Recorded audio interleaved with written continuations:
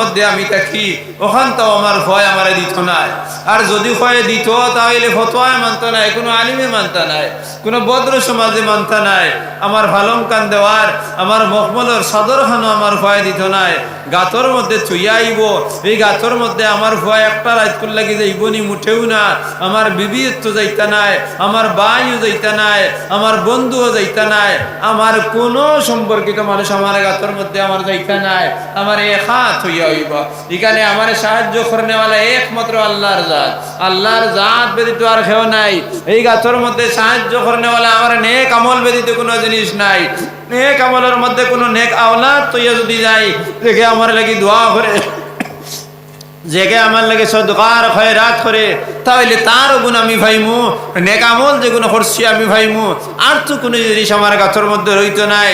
একদিন তো এখানে আমি একটা বার চিন্তা করলাম নি যে আমি মরার ভরে আমার মুখের মধ্যে বাইগনা হইবা, ফু কইবা, আমার খানোর মধ্যে বাইগনা হামাইবা, খিড়া হামাইবা, নাকেদি হামাইবা, চকুবাই হামাইবা, আমার শরীরের জোড়া সারারে আলোক করে দিবা। আমার শরীরের কোনো পরিচয় রইতো নাই। আমার চোখ যদি কম দেখি, চশমা ব্যবহার করি, আমার চোখ কাজটাকে খাই ফেলাই দিবা, আমার নাকও খাই ফেলাই দিবা, আমার শরীরকে খাই ফেলাই তাইলে তারে অগুতা তুমি দিলেইও। ও দেওয়ার লগে লগে এই খাদিমে বাচ্চা হারুন রশিদর খাদিম বাহলুল বেটার নাম বাহলুল দেতাই নগু দিলা। আর দিয়া কইলা আমার লাঠি গু তোমার থেকে কোনো বড় বেওকুফ পাইলে তারে অঙ্গু দান করিও, আর ফাওনাতে আমারে অগুতা দিলাইও। ও বেটায় তারে নিয়া তার বাড়ির বাক্সর মধ্যে থই দিছে। 1 বছর 2 বছর 5 বছর বাদে খবর পাইছে যে বাচ্চা হারুন রশিদ বেমার হয়ে গেছেন গিয়া। বাহলুল আইসেন দেখার লাগি। আমার ঘরে বাচ্চায় হইলা, বাবা বাহলুল আমার লাঠি গু দিসলাই নিখরে বলেছি না, আমার থেকে বড় কোনো বেকুফ আমি পাইছি না, বেকার মানুষ আমি পাইছি না, পাগল কোনো গু পাইছি না, এর লাগি আমি দিছি না, আমি লগে করে লইয়া আইছি, যখন আমি ভাইমু তারে দিলাইমু। ও খার পরে বাহলুল দে দাঁড়ো বইলা, তারে চা দিলা, আত্মীয়তা করার যেগু আছে আপ্যায়ন করার ওগু করলা, খাওয়ার বস্তু দিলা। আর দেওয়ার ঘরে কইলা, হারুন রতিয়ে বাহলুল আমি তো মরি যাইমু, আমার সময় বেশ নাই, আমার শরীরের জোড়া ছাড়ি দিছে, আমার ভাবে কাজ করে না, আমার হাতে কাজ করে না, 3 দিন এই গেছে আমার খাওয়ার কোনো জিনিস করে না, আমার দিলে কি নেই গেছে কি আমি মরি যাইমু, আমি ওলা এক জায়গার মধ্যে যাইমু, দূর দেশ যাইমু, সেই জায়গার লাগি আমি চিন্তিত আছে, আমি কিতা করতাম। বলে, ও বাদশাহ যখন আপনি শিকারের মধ্যে যাইন তখন আপনার লগে মিলিটারি ওখান লগে লইন, কারণ বাঘ ভাল্লুক যদি রাস্তার মধ্যে থাকে, জঙ্গলের মধ্যে থাকে, তাহলে আপনার হেফাজত করতো। কোনো দুশ্মনে যদি আপনার উপরে আক্রমণ করে তাহলে আপনার হেফাজত করতো। আর আপনি আমার কতটা বড় এক সফর আপনার সামনে আইছে, সেই সফর যাওয়ার লাগি আপনি কতদিন করে সফর যাইতা। বলে, ও বাহলুল এত লম্বা সফর যে সফরের কোনো সীমা নাই, শেষ নাই। বলে, সেই সফরের লাগি আপনি কতজন সৈন্যরে তৈয়ার করছেন? বাহলুল সেই সফরে যাইতে আমার কোনো সৈন্যর প্রয়োজন নাই, আমার কোনো বডিগার্ডের কোনো প্রয়োজন নাই। বলে, ও বাহলুল আবার হইল, বাচ্চা সেই সফরে যাওয়ার লাগি আপনি খাওয়ার বস্তু যাদের যেগুলো আছে ইতার ব্যবস্থা করছেন নি? বলে, না ইতার আমি কোনো ব্যবস্থা করি নাই। বলে, এই সফরে যাওয়ার লাগি, সফরে যাওয়ার সময় রাস্তার মধ্যে আপনার টাকা লাগবো, গুমানি লাগবো, এই সমস্ত লাগি আপনি কিতা ব্যবহার করছেন, বস্তুর ব্যবস্থা করছেন? বললে, বাদশাহ আমি কোনো ব্যবস্থা করতাম পারি নাই, ব্যবস্থার কোনো প্রয়োজন নাই। বলে, বাদশাহ আমি বুঝতে পারি না, আপনি কই নতুন লম্বা এক সফরের মধ্যে যাইতা, আর এই সফরের মধ্যে যা দে সফর আপনার কোনো জিনিস নাই, তাহলে আপনি সেই সফর কিভাবে করবা? তখন বাচ্চায় কইল, ও বাহলুল তুমি তো আমার করা এই সফরের ব্যবস্থা, সেই জায়গার মধ্যে সফরের ব্যবস্থা করার কোনো প্রয়োজন নাই। বলে, বাদশাহ অতদিন থেকে তুমাইছি, আপনি কইসলে আমার থেকে বড় কোনো বেওকুফ যদি পাওয়া যায় তাহলে তারে আপনার লাঠি এগু দিলাম। ও নেই না, আপনার থেকে বড় বেওকুফ জমিনে আমি কোনো জিনিস পাই নাই, কোনো মানুষ পাই নাই। ও নেও, আমার থেকে বড় বেওকুফ তুমি, এর থেকে বড় বেওকুফ জমিনের মধ্যে আর কেউ নাই। ও বাচ্চা দুনিয়ার জমিনে সাধারণ একটা হরিণ শিকার করতে আপনি অনেক জিনিস লগে নেন, কিন্তু যে সফরের কোনো সীমা নাই, যে সফরের কোনো ইন্তেহা হইতে পারে না, শেষ মাথা নাই, সেই জহরত আমার লাগি আপনার কোনো জিনিস যখন নাই, তাইলে এর থেকে বড় বেওকুফ দুনিয়ার জমিন আর খেও নাই। বাচ্চা অস্থায়ী জীবনে থাকতে, অস্থায়ী জীবনের মধ্যে স্বীকার করতে আপনার অনেক সামগ্রীর প্রয়োজন, কিন্তু স্থায়ী জীবনের মধ্যে যাওয়ার সময় আপনার কোনো সামান নাই, এর থেকে বড় বেওকুফ নাই। বাচ্চা এই কথা তোমার জামা নাইনি, আমার আর আপনার আল্লাহর যাতে এক দুনিয়ার মধ্যে দিছেন, এই দুনিয়ার মধ্যে দিয়া কইছেন সীমিত জীবন আমরা দিছেন, যে জীবন আমরা কিছুদিন পরেও ফড়াই দিলেই আর সীমিত জীবন দেওয়ার পরে আমরা কইছেন আমরা চিরস্থায়ী জীবনের সমান এই দুনিয়ার মধ্যে তাকিয়া গঠন করতাম, আর আপনি চিরস্থায়ী জমানা যাওয়া চিরস্থায়ী যে জায়গার মধ্যে রইতা সেই দুনিয়ার মধ্যে যাওয়ার তোমার আপনার কোনো ব্যবস্থা এখন পর্যন্ত আপনি করলেন না, এর থেকে বড় বেওকুফ জমিনের মধ্যে নাই। এর লাগি ভাইজান বাহলুল যখন এই কথা কইল, আর ঘরে বাচ্চায় খান্দা শুরু করে দিলা, সুন্দর করে কইল, ও বাহলুল অতদিন থেকে জানছিলাম আমি একজন শিক্ষিত মানুষ, আমি একজন জ্ঞানী মানুষ, আমি দেশ চালাইয়ার, এখন দেখি আর বাহলুল তোমার পাওয়ার দুলার মতো সামান আমার বাচ্চাই খাজানার মধ্যে নাই, আমার লগে নেওয়ার লাগি। ভাইজান যদি এই দুনিয়ার জমিন আমার ছাড়তে হয়, এই দুনিয়ার অস্থায়ী জীবন ছাড়িয়ে চিরস্থায়ী জমিন আমার তো যাওয়ার জায়গার তৈয়ারি করা লাগবো। আজ আমার ভাই আছে, আমার মা আছে, আমার বাবা আছে, আমার অনেক আত্মীয় স্বজন আইসেন, একদিন যখন আমি চোখ মুদি লইম আর আমার রুহ বাড়িয়ে দেব কি, তখন আমার দ্বারে দেখেও নাই, আমার এনে কবরের মধ্যে রাখা হইব, সেই কবরের মধ্যে আমি তলে দি চাই, তাইলে মাটি ছাড়া অন্য কোনো জিনিস নাই। এই জায়গার যদি আমি ডাইনে দি মুরা মারি খরট লই, তাহলে মাটি ছাড়া আর কোনো বন্ধু আমার নাই, যদি বাউয়ে দি আমি খরট লই, মাটি ছাড়া আমার কোনো বন্ধু নাই, যদি উফরে দি যদি আমি চাই, মাটি ছাড়া আমার কোনো বন্ধু নাই, আর যদি তলে দি চাই, মাটি ছাড়া আমার কোনো বন্ধু নাই, যদি পাওয়ার আগে দি চাই, মাটি ছাড়া আমার কোনো বন্ধু নাই, আর যদি আমার মাথার আগে দিয়ে হাত বাড়াই, তাইলে মাটি ছাড়া আমার কোনো বন্ধু নাই। সেই জায়গার মধ্যে তৈয়ারি করার লাগি আজকে আমরা এখানের মধ্যে বইলাম, বুঝা যায়নি মাদিটা? যদি সেই জায়গায় তৈয়ারি করার লাগি আজকে দিনই মাহফিলটা কায়েম করা হয়, তাইলে ও মহল্লার মানুষ আমারে তুমি যেন খারাপ পাও আর কোনো আপত্তি নাই, কিন্তু এই জলসায় এই বছর আর এই মসজিদের মধ্যে হইতো নাই, এই জলসায় তোমার চিরস্থায়ী সামানের ব্যবস্থা করে দিতে পারবো, কিন্তু অন্য কোন জলসায় তোমার চিরস্থায়ী সামানের ব্যবস্থা করে দিতে পারতো নাই। ইমামে বুখারী রহমতুল্লাহ আলাইহি ফরমায়েন যে আমি বুখারী রহমতুল্লাহ আলাইহি বুখারী শরীফের মধ্যে ফরমায়েন, যদি কোনো দিনই মাহফিলের মধ্যে কোনো মানুষ আইয়া বয় আর মাহফিলের মাঝখানে বয়, তাহলে নবীজি ফরমাইতরা হে জান্নাতের মাঝখানে বইব, সুবহানাল্লাহ। আর যদি কোনো দিনই মাহফিলের দ্বারা কোনো মানুষ বয়, তাহলে হে জান্নাতের দ্বারা হে বইব। আর দিনই মাহফিল কায়েম করার পরে যদি মজলিস আয় না দাঁড়ে দিও বয় না, তাহলে জান্নাতের কোনো গন্ধ সুগন্ধ হে পাইতো নাই। নবীজি ফরমাইতরা আমার ডর করে যে এই মানুষ হয়তো তারা জাহান্নামে কামড়ি ফেলানি হয়ে যাইব। এর লাগি ভাইজান দিনই মাহফিল কায়েম করা সোজা জিনিস, দিনই মাহফিলের দাম দেওয়া সোজা নাই। গতিকে দিনই মাহফিল যখন কায়েম আমরা করি লইব, তখন আমরা দিলে দিলে প্রতিজ্ঞা করা লাগবো যে এই মাহফিলের মধ্যে যারা আইবা তারার সামনে আমরা মূল্যায়ন করবো, তারার মূল্যায়ন করে দেব। ভাইজান আমি সাধারণ এক মেশা বইতাম পারি, কিন্তু আমার সুরত যেগু হিন্দিছি সুরত হইল নবীজির ওয়ারি সকলের সুরত হিন্দি আমি বইলাম। ভাইজান নবীজি ফরমাইন আখেরি জমানার মধ্যে যখন মানুষ আমারে হইতো নাই, তখন আমার কোনো আলিম রেহে চোখ ভরিয়া দেখি লইব, আর যদি আন্তরিকতার সহিত দেখিলাই তাহলে জানা রাখে জানি যে আমি দুনিয়ার তাহলে দেখলে যতখান তার সওয়াব হইতো অতখান সওয়াব আমার আল্লাহ তারে দিলাইবা, সুবহানাল্লাহ। আমার উম্মতের কোনো আলিমর লাগি যে কোনো মানুষে মুসাফা করে, মান যারা আলিমান ফাকাদ যারানি, কোনো আলিমর লগে হে দেখা করলো হে যেন আমার লগে দেখা করলো। ওমান সাহাবা আলিমান ফাকাদ সাহাবানি, যে আমার কোনো আলিমর লগে মুসাফা করলো হে যেন আমার লগে মুসাফা করলো। ও আমার পর ফেদাতা আইসি করে করে করে নয়া এক খুদাতা। আমরা যারা লস্কর মানুষ, তারা লস্কর মানুষ, বড় বইয়া মানুষ, সদরি মানুষ, গুষ্টি আছেন না, তারা এইভাবে শোনা, তারা খজরজ বংশের মানুষ, আউস বংশের মানুষ, আদনান বংশের মানুষ সকল আসলা। আর প্রত্যেক বংশের মানুষ আলোক আলোক দেবতা এখন বানাইতা, আর বানাইয়া সেই দেবতার পূজা করতা। ও জমানার মধ্যে নবী যাইছেন হযরত ওমর ফারুক রাদিয়াল্লাহু তাআলা আনহু, যে দেবীর পূজা করতা সেই দেবীর নাম হইল হুবল দেবতা। হযরত আলী রাদিয়াল্লাহু তাআলা আনহু কিবা তো তান সাসা আলীর আব্বাস রাদিয়াল্লাহু তাআলা আনহু, তারা গোষ্ঠীর মধ্যেও দুই দলে নবীজির বাপ দাদা হলে এক দেবীর পূজা করতা, আর সাসাইতে আরব দেবীর পূজা করতা। হযরত আলী ইবনে আবি তালিব রাদিয়াল্লাহু তাআলা আনহু, আবু তালিব বাপ যাইন তাই যে দেবতার পূজা করতা তার নাম হইল লাত। আর নবীজির পূর্বপুরুষে যে দেবীর পূজা করতা তার নাম হইল মানাত। কোরআনের মধ্যে আল্লাহ ওয়াল উজ্জা ওয়া মানাতাস সালিসাতাল উখরা আছে না কোরআন শরীফ, আলাদা আলাদা পূজা করতা। সেই সময় নবীজি আইসেন, আয়া মানুষের আল্লাহর ওয়াহদানিয়তের মধ্যে দাওয়াত দিয়া কইছেন, ইয়া আইয়ুহান নাস কুলু লা ইলাহা ইল্লাল্লাহু তুফলিহু। ওয়া মানুষ বল তুমি দেন কইলাও লা ইলাহা ইল্লাল্লাহ, কামিয়াব হই যায় ওই যাইবাই।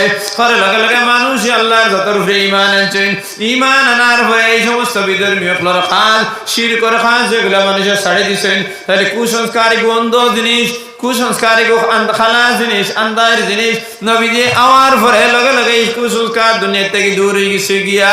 আরবর জমিনের মধ্যে আর কোন মূর্তি পূজা বাকি রইছে না। কাশাফাত দুজা বিজামালিহি, নবীজি অন্ধকার কুসংস্কার দূর হইয়া মানুষের সুসংস্কার জমিনের মধ্যে কায়েম করছেন। এর লাগি কইছে কাশাফাত দুজা বিজামালিহি হাসুনাত জামিউ খিসালিহি।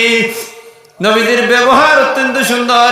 যখন কোনো মানুষের লাগে তাই মাতিতা বুধ হওয়া যাইতো এই মানুষ ছাড়া অন্য কোনো মানুষের লাগে তার ভালোবাসা নাই। যখন ঘরে দি তার কেউ ডাকিত তখন নবীজি ফুরা ফুরা ঘরে দি ফিরিয়ে তার জবাব দিতা। বিপদে নবীজির ঘরের সামনে আইতা, তার সামনে তাই গিয়া বইতা, তার বিপদের জিকির করতা, তার করিয়া বিপদ উদ্ধার করতে যে সমস্ত ফত তাই দেখাইয়া দিতা। তাহলে নবীজির থেকে চরিত্রবান মানুষ জমিনের মধ্যে কেউ নাই। কাশাফাত দুজা বিজামালিহি হাসুনাত জামিউ খিসালিহি, তার চরিত্র অত্যন্ত ফুলের মতো চরিত্র, তার চরিত্রের মধ্যে কোনো দাগ নাই। ও তিনটা শের তাই বানাইয়া আর 4 নম্বর শের কি গু বানাই তাই করতে কইয়া ফাইন না। আস্তা রাত চিন্তা করছেন এই গুণটার লগে মিলাইয়া কোন টুকরাটা বানাইতাম। বেজান টুকরা ফল বানাইছেন, কবিতার টুকরা বানাইছেন, কিন্তু জোড়ার দিতে পারেন না। এইভাবে চিন্তা করি করি করি বালাগাল উলা বিকামালিহি কাশাফাত দুজা বিজামালিহি হাসুনাত জামিউ খিসালিহি। কোনটা যে সময় পাই না আর টিফানি আইছে, আর টিফানির মধ্যে তান টিপাই মানে দেখানোর সামনে বইয়া তাই লেখইন টিপাই হইন সবলের সামনে লিয়া ডেস্ক যেখান তেরসা দেখানো তাই মাথা লাগাইয়া বই রইছেন। কোনটার মনের মধ্যে আয় না আমি কিতা দি 4 নম্বর বাক্য যেটা আমি কিতাদি ঘুরাইতে অনেক বাক্য হল বানাইছেন, কবিতার টুকরা বানাইছেন, ইগুন তোর লগে ছন্দ মিলানি যায় না। এখানে বসে তো নয় আর টিভাই টিভাই তেন বই দিছেন। তখন জনাবে রাসূলুল্লাহ সাল্লাল্লাহু আলাইহি ওয়াসাল্লাম ইয়া বদর ও সাদি সিরাজি, তুমি 4 নম্বর টুকরা দুকাইয়া ফরায় না, তাইলে লেখিলাও সাল্লু আলাইহি ওয়া আলিহি। ও টুকরা এখন লেখিলাও জান চরিত্র তো সুন্দর, তার উপরে তুমি দেন দুরুদ শরীফ পড়ো। সাল্লাল্লাহু আলা সাইয়্যিদিনা ওয়া মাওলানা মুহাম্মদ ওয়া আলা আলিহি ওয়া আসহাবিহি ওয়া সাল্লাম। ও যে শের যেগুলি দুরুদ শরীফ নাই ওগুন ফোড়ার পরে জজবায়, আর জজবা আমার পরে দুরুদ শরীফ পড়িতাম। কিন্তু আমরা অনেকে জানি না, খালি ওগুন হইয়া আমি শেষ করি দেই। ওগুন হইয়া যদি দুরুদ শরীফ পড়ি না তাহলে জমানার শ্রেষ্ঠ মানে নিকৃষ্ট বখিল আমি হই যাই। কারণ নবী যে ফরমাইতা আল বুখাইলু মান যুকিরতু ইনদাহু লাম ইসাল্লি আলাইহি, কঞ্জুস মানুষ, বখিল মানুষ, কৃপণ মানুষ ও ব্যক্তি যার সামনে আমার নাম লইব কিন্তু আমার উপরে দুরূদ শরীফ পড়া হইতো না। এরা কেন নবীর নাম লইছে না নি, বালাগাল উলা সিফাতি নাম লইছে না নি। বালাগাল উলা বিকামালিহি কাশাফাত দুজা বিজামালিহি হাসুনাত জামিউ খিসালিহি সাল্লু আলাইহি ওয়া আলিহি। দুরূদ শরীফ পড়ো তান উপরে, আর তা না হলে বয়তের উপরে। ও তুমি তাই না আমরা মিলিয়া পড়িতাম সাল্লাল্লাহু আলা সাইয়্যিদিনা ওয়া মাওলানা মুহাম্মদ ওয়া আলা আলিহি ওয়াসহাবিহি ওয়াসাল্লাম। তাইলে ও শের যে গুণ, কবিতার লাইন যে গুণ, ইগুন দুরুদ শরীফ নাই, দুরুদ শরীফের উপলক্ষ মাত্র। এর লাগি ইগুন যখন আমরা পড়িতাম, পড়ার বাদে কমসে কম একবার দুরুদ শরীফ যদি আমি পড়ি না, তাইলে বখিল লোকর লিস্ট আমার নাম লেখা হয়ে দিব না। আউযুবিল্লাহ। বুঝা গেছে নি ভাই?